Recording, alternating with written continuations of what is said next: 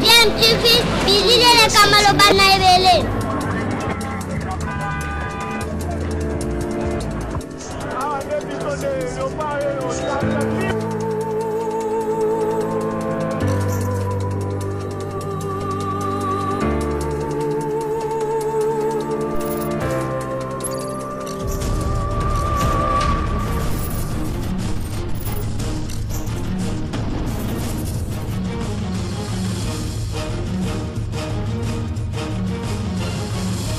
DMTV toujours en avant. Vous êtes sur DMTV, bonjour ou bonsoir, nous sommes heureux de vous retrouver, de savoir vous êtes nombreux en train de suivre votre chaîne YouTube DMTV qui vous propose des sujets d'actualité, mais qui vous propose également des analyses et des réflexions sur les sujets d'actualité, bien sûr des faits sociaux aussi, et réalité que nous observons ici chez nous en République démocratique du Congo. Nous voulons revenir sur cette affaire de l'enquête de l'inspection générale des finances, IGF, sur le parc agro-industriel de Bukangalonzo, et l'IGF qui a rendu public en tout cas ses conclusions, les conclusions de son enquête par rapport à tout ce qui s'est passé là-bas. C'est de cela que nous allons discuter un tout petit peu ici. Mais avant d'aborder le sujet en question, vous le savez, à DMTV, nous nous sommes donné ce devoir et nous n'allons pas déroger à cette règle de vous sensibiliser, de nous sensibiliser tous face à cette pandémie à Covid-19 qui, ma foi, n'a pas été vaincue et qui revient encore beaucoup plus forte. Et donc, nous devons absolument continuer à observer des mesures barrières telles que dictées par nos autorités. Un relâchement observé, surtout ici à Kinshasa, où le port de masque notamment devient en tout cas un cas exceptionnel et ce n'est pas bon. Continuons, s'il vous plaît, à respecter des mesures barrières en portant notamment les cache-nez ou nos masques lorsqu'on est en public pour nous protéger nos membres de famille. Vous savez, la prévention reste notre meilleure arme face à cette maladie. Alors, nous voulons vous proposer un extrait de cette vidéo dont nous voyons le numéro 1 de l'inspection générale des finances, l'IGF, qui donne ses conclusions, les conclusions de leur enquête par rapport à la gestion du parc agro-industriel de Bukangalonzo. Suivant cette conclusion, ensuite nous allons revenir pour conclure notre sujet. Je rappelle que vous suivez DMTV, vous n'êtes pas encore abonné, n'hésitez plus, s'il vous plaît, abonnez-vous à votre chaîne DMTV, cliquez également sur la petite cloche de notification qui va vous permettre de ne plus rien manquer des prochaines vidéos que nous mettrons en ligne ici pour vous. Alors, suivant l'IGF, nous nous retrouvons tout de suite après. Cause du débâcle financier de ces projets. Les résultats obtenus par l'inspection générale des finances peuvent être résumés de la manière suivante. Montant décaissé par les trésors publics, 285 millions de dollars. Situation actuelle du projet, 80 millions de dollars, dont 40 millions pour la station électrique. Montant perdu par l'État, 205 millions de dollars. Cause de ce débâcle, l'inspection générale des finances constate que l'échec de ce projet était déjà planifié dans sa conception.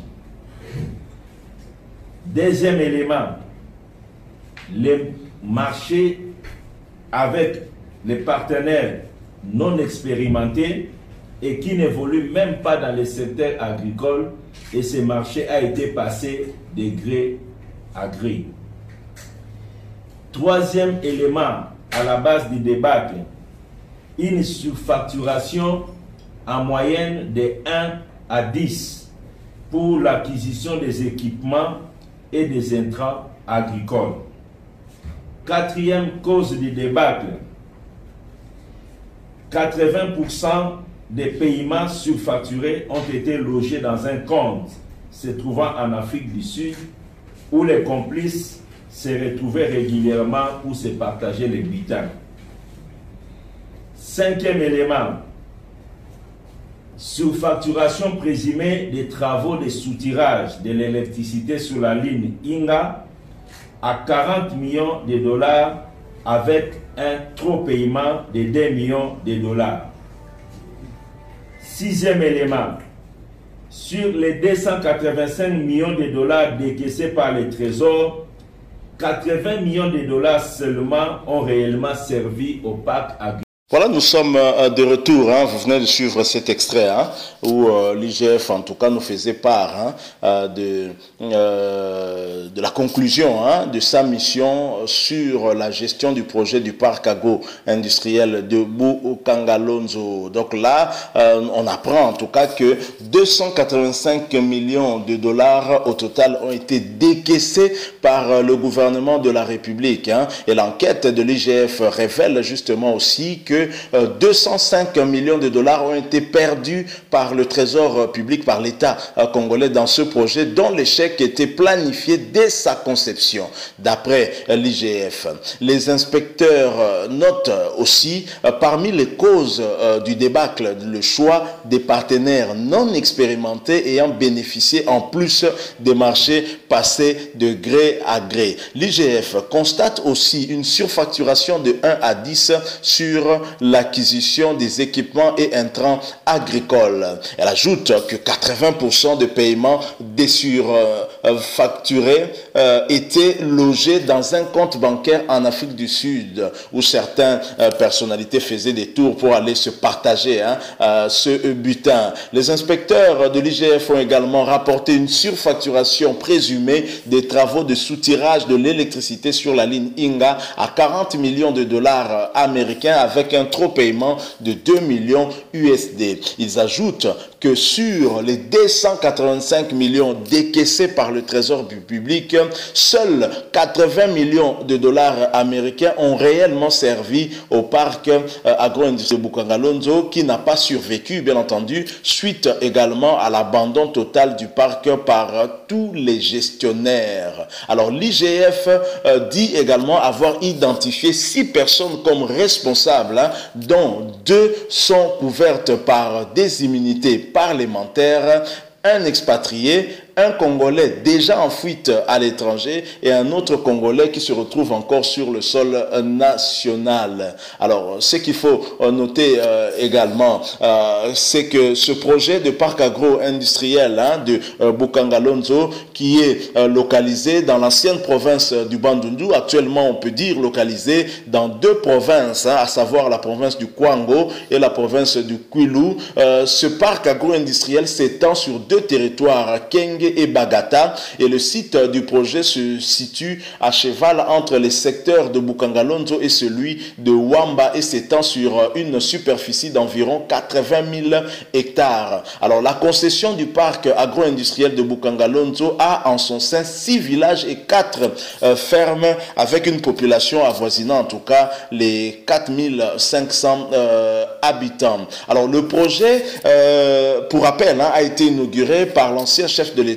Joseph Kabila. C'était un certain 15 juillet 2014, hein, et ce projet était censé en tout cas renforcer l'agriculture et doper le développement de la République démocratique du Congo, qui importe chaque année pour environ 1,5 milliard de dollars américains en denrées alimentaires, selon les chiffres qui avaient été relayés par le premier ministre de l'époque, Augustin Matata Aponyo. Alors l'objectif de Bukangalonzo, objectif 2014-2019, c'était d'engager et de capaciter environ 10 000 Congolais à l'agriculture extensive. Il était également question de transformer le site en champ de maïs et en culture irriguée de légumes.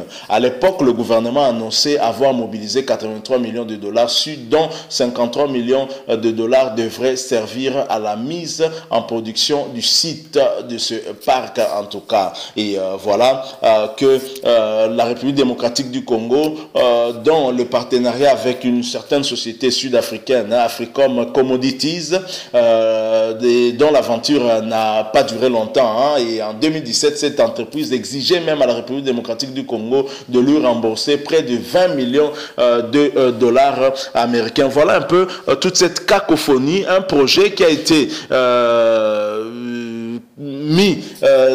créé, on va dire, ce projet juste pour voler l'État, et c'est malheureux. On nous a fait croire, on nous a fait rêver que ce parc allait nourrir toute la République démocratique du Congo, mais derrière ce projet, il y a certaines personnes qui avaient réfléchi sur le moyen de s'enrichir encore de manière illicite, et ce projet est resté comme ça, lettre morte, et on a vu même des tracteurs qui avaient été achetés, des tracteurs qui ne répondaient pas justement à ces normes, et vous avez suivi le président de l'IGF qui nous a signalé que les partenaires qui avaient été choisis dans le cadre de ce projet, qui avaient été choisis dans le non-respect